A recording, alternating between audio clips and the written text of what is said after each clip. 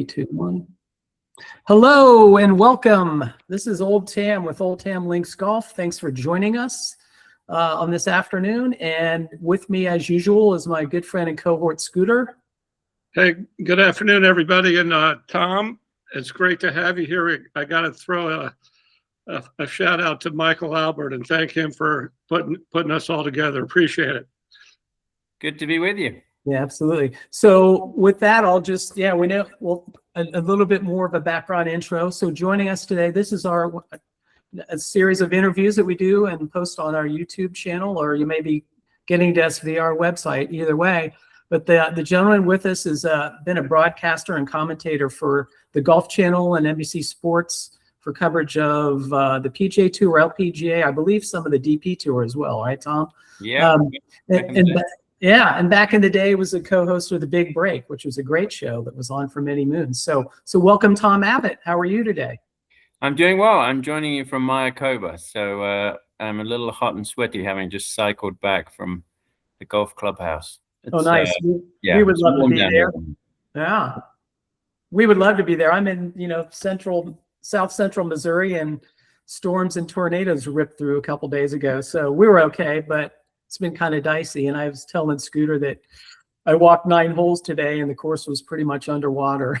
So we would love to be in the islands, but thanks again for joining us. And so we would love to chat about you and your past and all the wonderful things that you've done. And I guess maybe a good spot to start out would be, you grew up in the London area, and tell us a little bit about your, when you were growing up and how you found the game of golf, and we'll go from there. Yeah, so I started playing golf when I was about 10 years old, roughly. I think I just told my dad once that I wanted to play. I wanted to go to the golf course, and he was like, well, it doesn't really work like that. You kind of have to, start at the beginning. And I actually started playing with one of my neighbors. My parents, lived across the street from another couple who had 2 children similar age to my brother and I. And, with the older child started playing golf with me. And so we sort of got into the game together and progressed through, starting out and then getting into a golf club as a junior member, which was pretty easy in those days. It still is in the UK to join a golf club as a junior golfer. And we progressed, and actually he went on to be a pro and was the #1 ranked amateur in the world. Oh, that's great. In the early sort of turn of the millennia, if you like, around that time. And so I progressed, and I played amateur golf, and then I played college golf, and so played a lot of relatively high level tournaments and amateur golf through my high teenage years and into my early 20s, when my focus went away from playing and started to think about a career. But up until that time, I was very lucky. I got to play a lot of great golf courses. And I think one thing that's different, I suppose, in the UK is that it's a smaller country. So at that time, the barriers to entry into the biggest amateur tournaments were not as high as they are today. You could get in off scratch or 1. Now it's probably +4. But in those days, and you played the best courses in the UK. So I was very lucky to play all the, the open rota golf courses and great inland courses in these amateur tournaments and matches. And, and it still is today, a really buzzing inter-club match scene and county matches. And so you really get to play a lot of golf. And I did that, until I went to university, and then I started to think about a career. Sounds good. Yeah, you'd mentioned, I bet you'd played some, it sounds like you played a lot in the open rota, right? One of the, Scooter and I have done a few trips over. We're looking forward to go to England and play some places like Royal St. George's and St. George's Hill and Sunnyvale and a few of those. But so you have played some links courses. That's great. We'll talk about some of that shot making as we go through. But I would imagine that I think you probably played a combination of maybe some Heathland courses and links courses. Is that a fair statement? Yeah. So when I joined a golf club in Surrey, I was, from the London area, and Surrey is rich in golf. really great golf courses in that area. You mentioned Sunningdale and St. George's Hill, two of, a number of golf courses that are really top notch in that area. I joined a golf club called Leatherhead Golf Club when I was probably 13, something like that, 13 or 14. And I was a member there for a few years. And then I went to become a member at Walton Heath, which is one of the, at the time was one of the top golf courses in the world. Slipped a little bit and now it's sort of coming back. But we had the 1981 Ryder Cup. That was before my time. But, numerous European Opens, and in the old days, the News of the World Match Play, which was a huge tournament for decades with a purse that was bigger than the Open. So there was a great tournament history at Walton Heath. And at the time, they were encouraging young golfers to come in and be members. And so I took that opportunity when I was about 16. And I've been a member there ever since. And so, talking, almost 30 years that I've been a member there. And it's still a great golf course, 36 holes, Heathland golf course. And it still hosts championships. And, we have our own amateur event, the Walton Heath Trophy, which is a tournament that's held every summer in July. And there's actually a men's and a women's component to it. They play separate competitions, but side by side, which is really pretty cool. So, there's a great heritage there at Walton, and that links soil. You don't get that around London. Obviously, you only get that by going down to the seaside. But the sandy soil, even though Walton is not on sand, but the sandy soil that you get in the Surrey area, the Heathland, which it's hard to describe if you've not been over there and played it, but this is not really tree-lined golf. This is sort of sparsely tree-lined, pines and some pines in there and heather, and but more open. And you would say that Sunningdale is a Heathland golf course to an extent, but I feel like there's a lot of parkland elements to it. And even though Gil Hands is making some changes there and taking out a lot of trees, when you play Sunningdale, you're playing through rows of trees, tree-lined fairways. You don't really get that on sort of true Heathland courses, like, for example, Hankley Common or Walton Heath. You get sort of more open look and an expansive look. And I think it's tougher to play. It's almost sort of brutal in a sense. I think Walton Heath, when the wind is blowing and it's firm and fast, is really, really tough. And it's a little cooler up there as well. So it's really quite cold in the winter. It's quite a brutal place to play golf in the winter. I bet, yeah. Yeah, in the summertime, it's when it's firm and fast and it's windy, it can be really, really difficult, and you get the greens really quick. It's a very, very tough challenge. And we've added tees over the years at Walton, so it's pretty long from the back tees. Some of the carries across the heather to the fairways from the back tees are tough. And if the wind's into your face, I mean, there's nowhere to go. I mean, heather is, if you've not played it, it's a very coarse plant that blooms a purple flower in August and September, and it grabs your club. Right? It just grabs the golf ball and it grabs the club. So if you're trying to get out of it, you just got to wedge it out. If you can find the ball in thick heather, it's very, very difficult to find the ball. So it's somewhere like Walton Heath, where heather is predominant on a lot of holes, and you got to, from the back tees, you got to carry the ball 250 yards. I mean, there's just absolutely no way you could play that hole, right? So, I find it to be a pretty brutal test, Walton Heath, when it's at its best.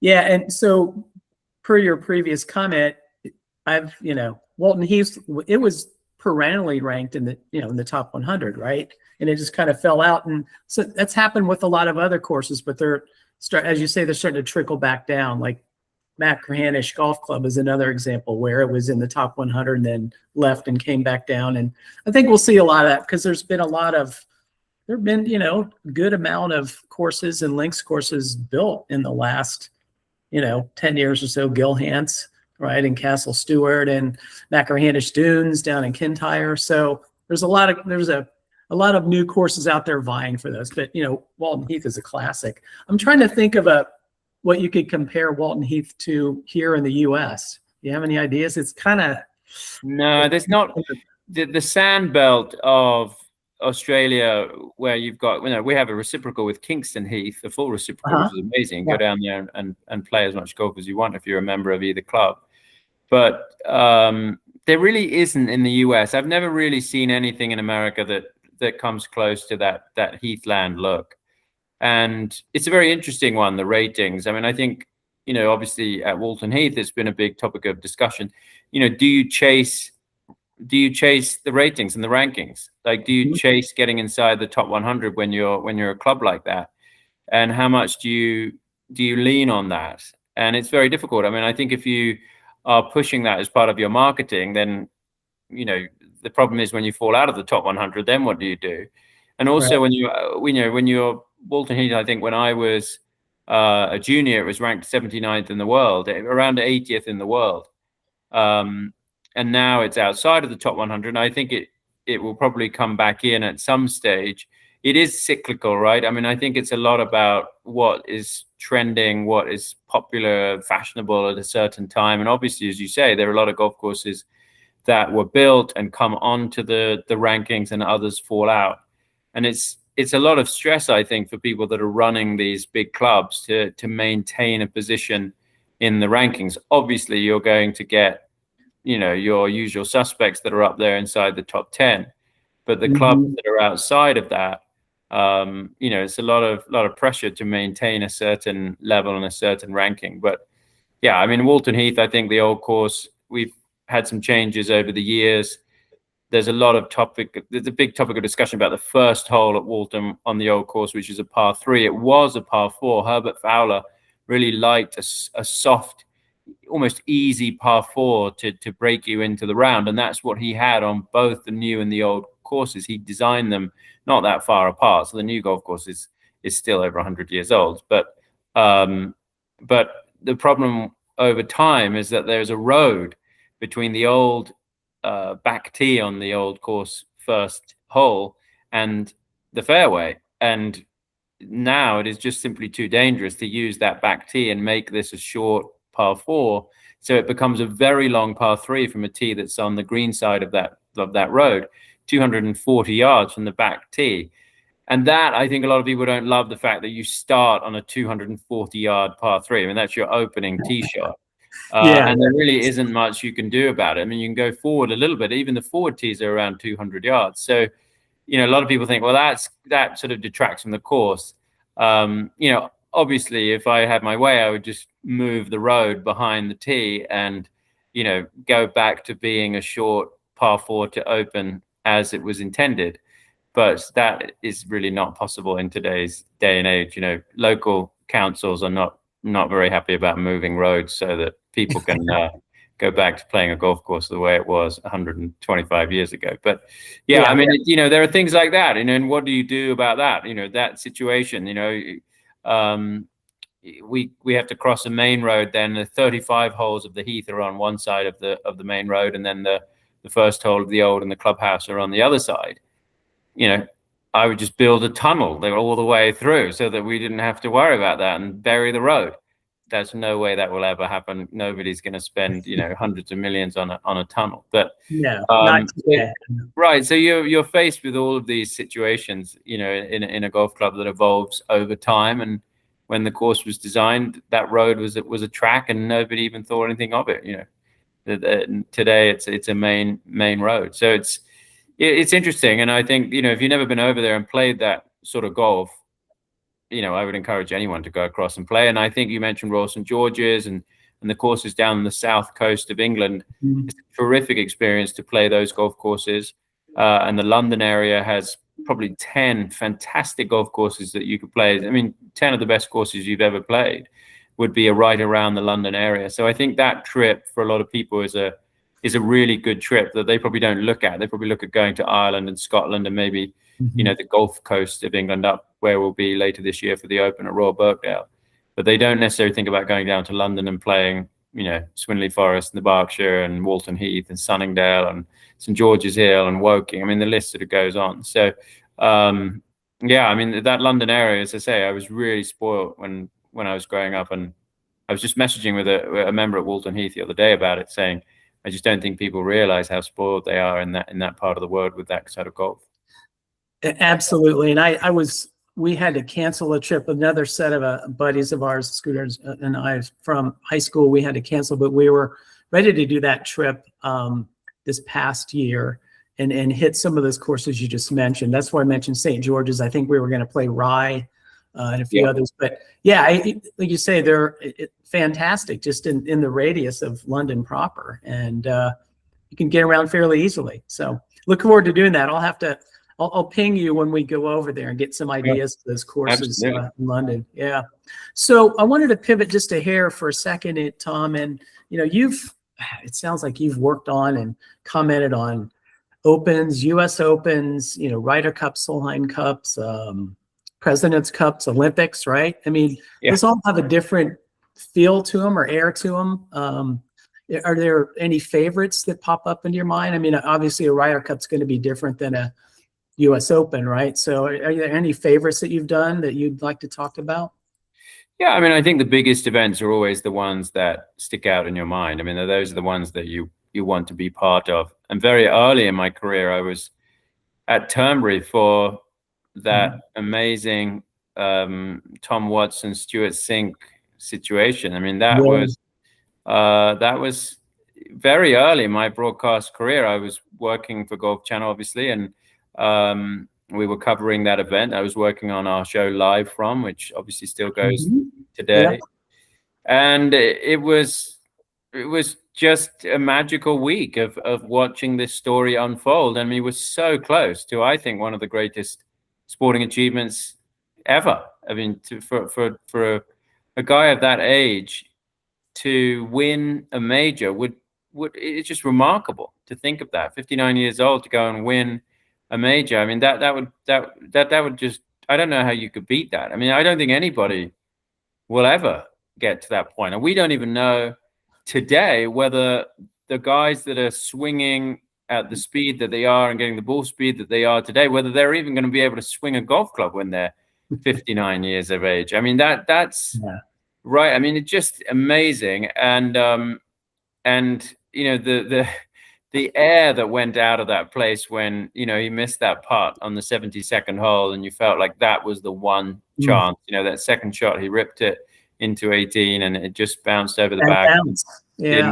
Didn't get it up and down. And you felt like, well, that's it. That was his chance. You're not going to have that many chances. And then obviously Stuart Sink in the playoff was successful. And then I interviewed Stuart Sink afterwards, and I'd interviewed Watson every day. And the morning after that final round, we were flying back from Glasgow back down to London, and I walked into the British Airways lounge there, and it was very busy, and there was a gentleman sitting and he was reading a newspaper, and on the front of that newspaper was the story of Tom Watson and the near miss.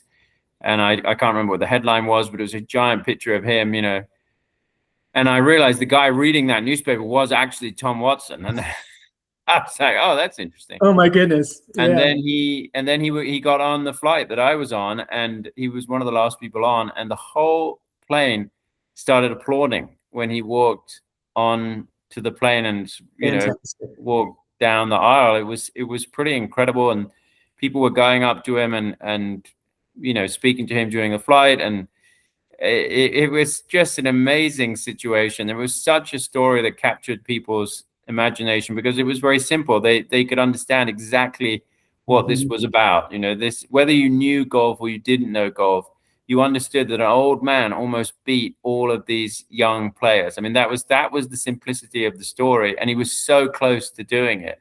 And it would have been an incredible feat, right? And it would, if you think about tennis, it would mean like John McEnroe is going to suddenly go out now and get into the final of Wimbledon. Yeah, and practically 6 years old. Yeah, I mean. And so I had my golf clubs with me, and there were two people left waiting for their golf clubs at the baggage claim. Everyone else had gone, and it was me and Tom Watson. So I thought, what a come down this guy has. 24 hours ago, he was on the cusp of creating this amazing history, and now here he is waiting at the baggage claim at Heathrow because the clubs are taking forever to come off. But I think that was sticks out in my mind. I think about Suzanne Pettersson with that win at the Solheim Cup, and everything unfolding as it did. And I remember I was calling the action at 17, and I was screaming at our producer to get to the putt that Bronte Law had at 17, because if she made that, it meant that the Suzanne Pettersson putt would be the putt to secure it for Europe, and that happened at 17. And then we quickly went to 18, and that moment with Suzanne Pettersson making the putt for Europe, and everybody just running onto the green, and just amazing scenes.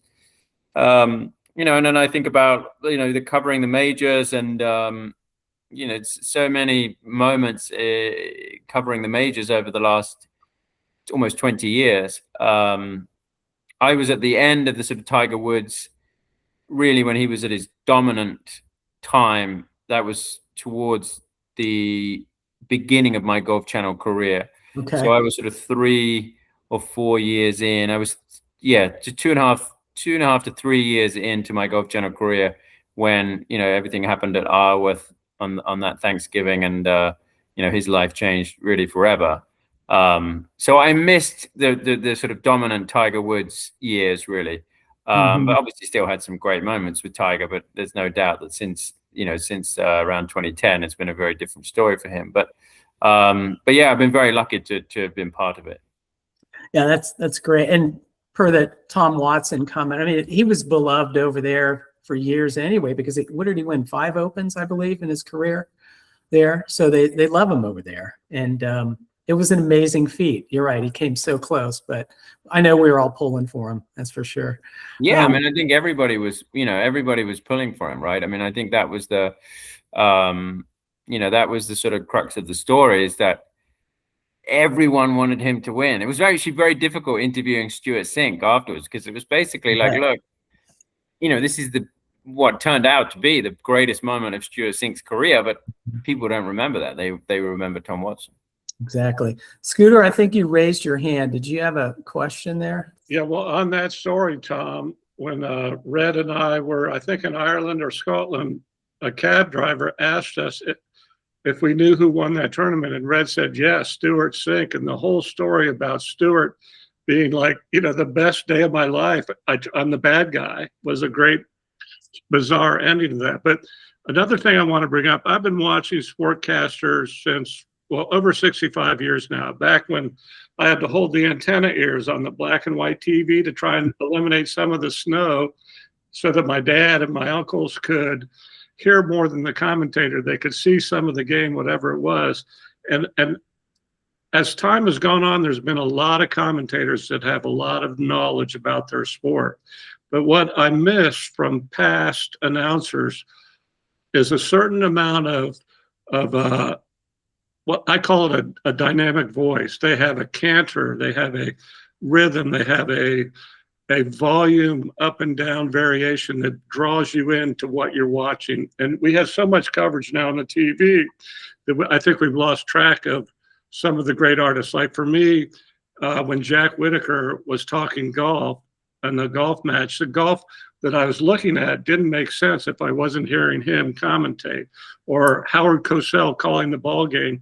The football game is so much better when you had, or the boxing match, or the interview with Cassius Clay was so much better when you had the skill of a good announcer. And the fact that you had to have so many, like when to talk, when not to talk, how loud to talk, how excited to sound, what the rhythm of your voice is. You seem to have what I would call a dynamic voice in the modern era, where it's the right amount of input at the right time with the right rhythm and a little touch of a rock contour type approach to it. And so I watch a lot of LPGA, and about a year ago, I saw you at a tournament. It was in the Northwest somewhere. And the only way I can show you this is our old school. The superintendent is here in the little car with us. He's going to hit the button here in a second. Oh yeah, that was in Canada. The Inclinator.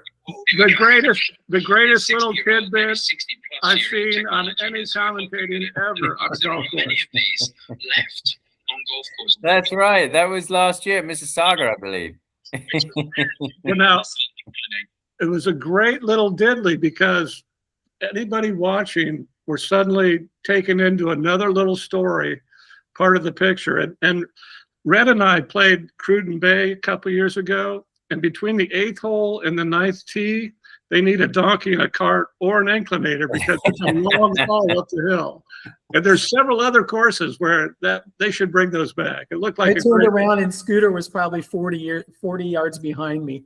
Yeah, I'm also a member of a club in England called Denham, which is to the north west of London, not far out. So actually one of the only golf courses in the world that has its own train station, Denham Golf Club. Wow. But yes, they need one from the 12th to the 13th. It's a serious hike up that hill. But we had the idea of doing that last year, and our producer was happy to do it, and it was it was funny. There are a few of those apparently still around. I'd never seen one before, and I had no idea that there was more than one. But the folks there at the golf club said there are a few golf courses in Canada that have them, but they're very, very difficult to service.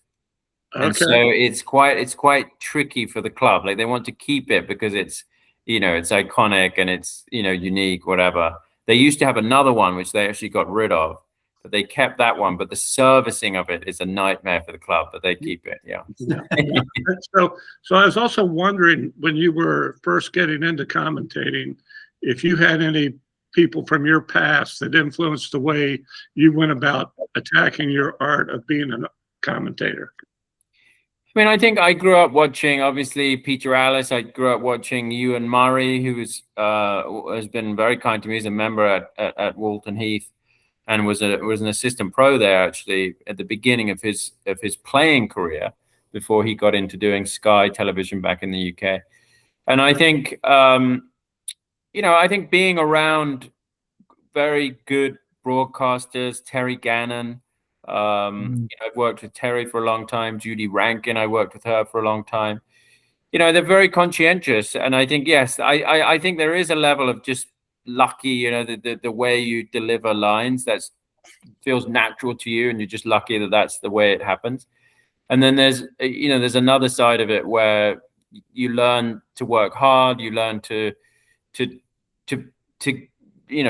get to the point where you can do a good job and know what you need to do on any given day to provide that information. And I always feel like with my commentary, I think on a Sunday on the back nine is when you really want to be at your best, just kind of like a pro, to be honest, in the tournament.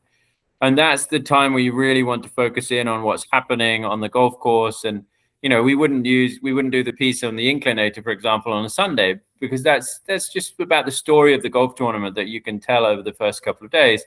But once you get down to Saturday and Sunday, you really want to focus in on that golf, and that's really essential on a Sunday afternoon.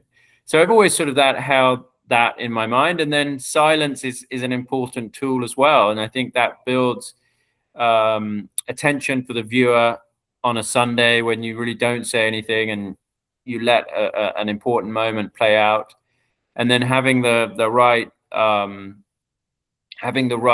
energy of you don't need to be super energetic all the time, but you do need to be energetic on a moment that is a terrific golf shot. And if you don't get that right, then it does look a little bit silly. If you're just sort of energetic all the time, then it doesn't give any weight to when somebody hits it to 2 inches. So I think, getting those things right and the balance right, and then having the right information and knowing when to say it. And there's every week when I finish a tournament, I always think, I wish I'd said that. Or, I wrote this down 2 days ago. How did I forget to say it? Well, you do a really good job, Tom, most of the time, I must say. And I kind of miss Judy Rankin not being around anymore, but I can see that she was a good mentor and a real sharp person at the job. Yeah, I saw Judy last week. We're doing this the week after the Chevron Championship. So, last week I saw her and she was in good form. And as a past champion, she was there at the champions dinner, and we did a little Q&A for the folks that were there. So yeah, it was good to see her. She's doing well. That brings up a good point. Another question I had along those same lines. If, you were chosen to, work in Open, a British Open, we call them the Open. What would your dream team be that you would surround yourself with? Like, who would be your on-course reporter in the tower, so on and so forth? And it could be past or present. Well, it's tough. You're like trying to get me to pick my favorite colleagues, but I think in terms of the people that I work with who are very talented, obviously Peter. I actually did work with Peter Alice a couple of times, which was fantastic. And he was, he's really engaged in the pictures, right? He was talking about what was happening on the screen, and he didn't necessarily believe in having a load of friends on the tour, right? I mean, he wanted to say it the way it was, right? We weren't there to butter up all the players. We were there to give an honest feedback to the viewer, and I think that's something to remember. That's a very hard act, I guess a balancing act in a way, right? I mean, you don't really want to come across where you're being critical all the time, but I think you do have to have a level of criticism that's fair when someone hits a bad shot. That's evidently a bad shot. We had that recently at the Chevron, where a player literally duffed one into a hazard, into a penalty area. And I think I've ever seen a shot like that before on the LPGA, which I hadn't. And I think she ended, what it turned out is she had slipped, but it was, she hit it about 70 yards on a hole that was 150. So it was something you'd never see. But going back to your original question, I mean, I think Kurt Byram, who I've worked with for a long time. Kurt has a great cadence in his voice, and he's very well informed, and he's a very good commentator and very easy to work with. When you think about the team that we have that works on the LPGA, Karen Stupples is very, very conscientious and really knows the game incredibly well as an on-course commentator. Obviously, Judy Rankin was an amazing analyst, a booth analyst, probably the best booth analyst that we've ever seen in the game, certainly in the women's game, maybe in the game. She was so engaged on a Sunday. She had a great economy of words when she was broadcasting, and she never said too much. But when she did say something, it was meaningful, and it was just at the right time. And that's such a difficult skill to have. I'm trying to think of now some more people that I worked with. Dan Hicks and Terry Gannon, great hosts. Steve Sands, incredible interviewer. Yeah. Really, when he worked for the NBC as an interviewer for a long time, he was great. He is a great interviewer. Dan Hicks, funny guy. People don't realize how funny he is. He's an incredible mimic as well. He does terrific accents. I think if he should do Saturday Night Live. If they could let him in there for one evening, he'd be brilliant. He's a terrific mimic and a very good broadcaster, great guy. And Terry Gannon, obviously, really, really professional. Terry's working a huge amount at the moment on NBA, golf, figure skating, gymnastics, and then his plate is full. And I bet he's doing a lot. I see him. He does a lot, and he's incredibly professional, and really commands and expects the best from you when you work with him, which is a really good attribute. I'm sure I've forgotten a lot of people that I work with, and I apologize to all of them. But those are the names that come out, and also somebody that I worked with way back when the first time I got into golf television. I was an intern when I was in college in 2003 with Ken Brown, who I think is a brilliant on-course commentator. I remember that name. Yeah, Ken Brown, and Renton Laidlaw, who worked on Golf Channel back in the day. And Renton was just an absolute gent, and he's sadly passed away now. But he was, one of the original Golf Channel commentators in, on the European Tour, DP World Tour as it is now. That was a great introduction to golf television. They were absolute hoot, those guys. Warren Humphreys as well, part of that team.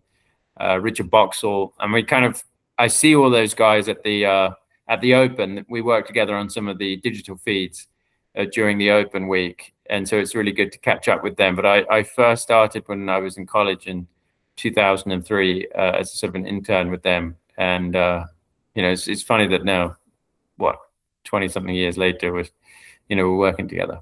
Yeah. Did you work the Open at Royal Portrush last year? I've done both. The return to Portrush. Yes. Yes. Both. Yeah. Scooter and I took our wives there to Ireland was it 2019? Yes, 2019 was the well, and then last year, yeah, and then last year, I love that course. It's fun. Yeah, it's fun I'd say I've never had the chance to play it, which is a shame. I mean, we don't get the time, really. I mean, that's the hard part in my job. It's getting the time.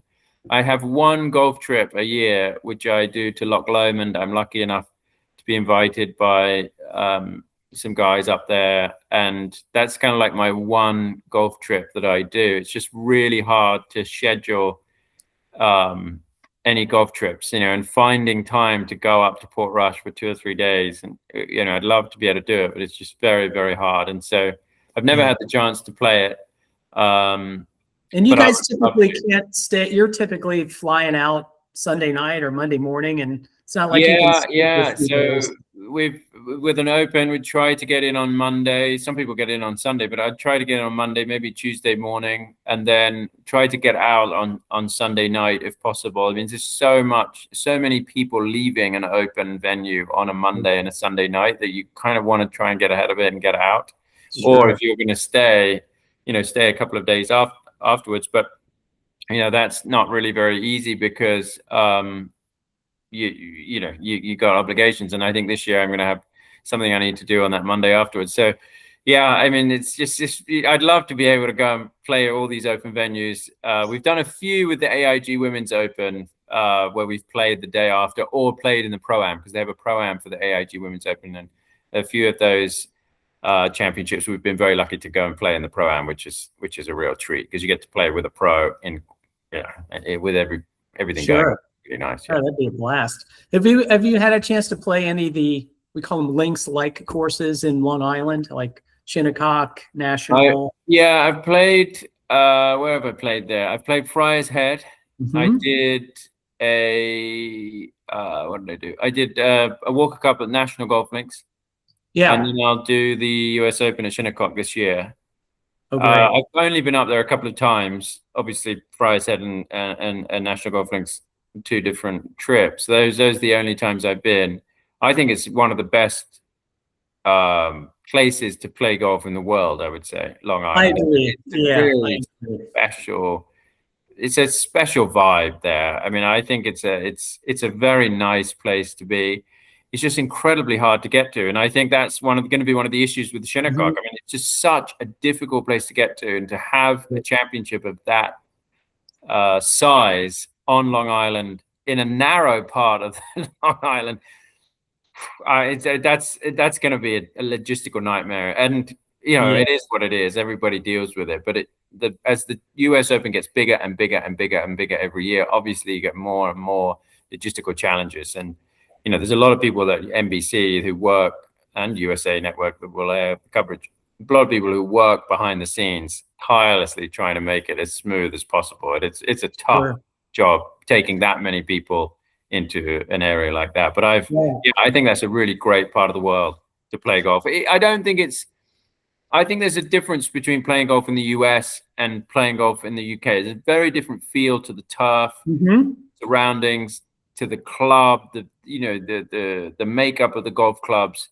Very, very different. Much more money on Long Island than those big clubs in the UK. I think back in the day when those clubs were built, they were probably the ones in the UK that had the money, right? Mm-hmm. The British Empire was peaking at that time when they were building these golf courses at the turn of the century and into the early 1900s. Now it's sort of the US, these clubs that have massive amounts of money, huge entry fees, massive maintenance budgets. The dues are significant to be a member there, very difficult to get into. And And it's a different world here. Yeah. It's a very different world, I think, Yeah. you know, in that Long Island scene. And it just doesn't even come close to what it is in the UK. I mean, I would no idea what the maintenance budget is at, say, Royal Liverpool, but compared to National Golf Links, you know, or Shinnecock, I would think I would expect there to be a significant difference, or somewhere like Sabonic or Friar's Head, and they're probably only open 5 months a year. Right. Right. Yeah. Scooter and I were fortunate enough. This will date us. We've got you by a couple decades, I think. But we trained out from Manhattan. Was he open there in '86, Scooter, or '87? I think it was '87. It was '86, I think, when Ray Floyd won it. I think in '86, Red. I think shortly after that. Yeah. To your point about getting out there, it's tough. If you don't want to drive the Long Island Expressway, you'll be on there for hours, right? But you got to take a train from Manhattan or wherever you are in the city and just get out there and get back, right? It'll be very crowded, but yeah, I'll be driving, so wish me luck. There you go. Yeah, good luck there. So a couple more questions, Tom, and we'll try to wrap up here. I don't want to use all your time today. Is there you're part of Versant Media, right? So MSNBC, which is now MS Now. Scooter and I love Lawrence O'Donnell. Have you ever had the chance to meet him in a? No, I haven't. No. Yeah, he's quite a character. Yeah, and so we have on Versant Media we have MS Now, CNBC, Golf Channel, USA Network, E Network, and then we have Golf Pass and Golf Now. So they spun off from Comcast and the NBC Universal companies. Okay. So it's a totally separate entity now. Golf Channel and NBC used to be together, and now they're completely separate. Yeah, makes sense. Makes sense. So let's wrap up with this one. We always ask this question of everybody that comes on. You know, if you had your dream foursome you could play with, you know, anyone, who would it be, past or present? You know, you could go as far as 5 or 6 to add to your group, but who would that be, that dream foursome? Well, I think I would have to. I think Tiger Woods, although I'd probably be, you know, intimidated by him in a sense, I guess. But, but I think Tiger Woods at his prime. I think now he might not make it to the first tee. I don't know how his game is at the moment, but so not, you know, I don't know how much golf he will be playing in the future. So, but Tiger Woods at his prime. And then I think I would go back and look. I would want to play with guys that were played in a bygone era, because I'd love to see how good they were. Mm-hmm. So I think I would take someone or Sarrazin or somebody. I think I would take someone like a James Braid, who has a connection to Walton Heath. Like, how good was he? You know, what and if you gave him modern equipment, what would he be able to do? That would be fascinating. And then I think to sort of go through the era, so maybe Bobby Jones, to see what his game, how it would stack up. But wouldn't that be amazing to take sort of like Tiger Woods, Bobby Jones, James Braid, you know, Jack Nicklaus or an Arnold Palmer, and then a Bryson DeChambeau, you know, like go through the spectrum of golf. That would be my dream game. I wouldn't even need to play. It would just be interesting to see, because that's something we'll never know. You know, like people always say, was Nicklaus or Woods, you know, who was better? Obviously, I grew up in the Tiger Woods era, so I'd say Tiger Woods, and we grew up in the Nicklaus era. They would say Nicklaus, without question, was you know, the superior player. I mean, Nicklaus beat Woods. Did he beat him in every major? He definitely beat him. Good question. He might. I don't know. That's 100% true. But there's definitely some strange stat with Woods. I think Nicklaus may have beaten Woods in every single major. I'd have to check that. So people would say, you know, Woods is, you know, Woods was great, but Nicklaus would have been as good as Woods with the equipment, blah, blah, blah. So I think it would be fascinating to see how their games differed, and, you know, the equipment has changed so much over the years. The way people swing the golf club has changed so much. And But the would their ball. scores be roughly the same? If they were all Mhm. using the same equipment, would, you know, if you played 4 rounds together, would they all be about the same? That would be fascinating to see. I just remember Jack Nicklaus he could hit the ball 300 yards or more whenever he wanted to with a persimmon.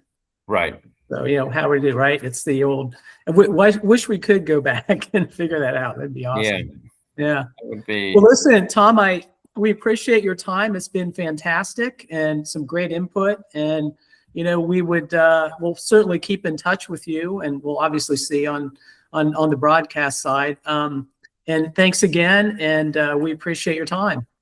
Most welcome. Good to be with you. All right. Take care. Thanks.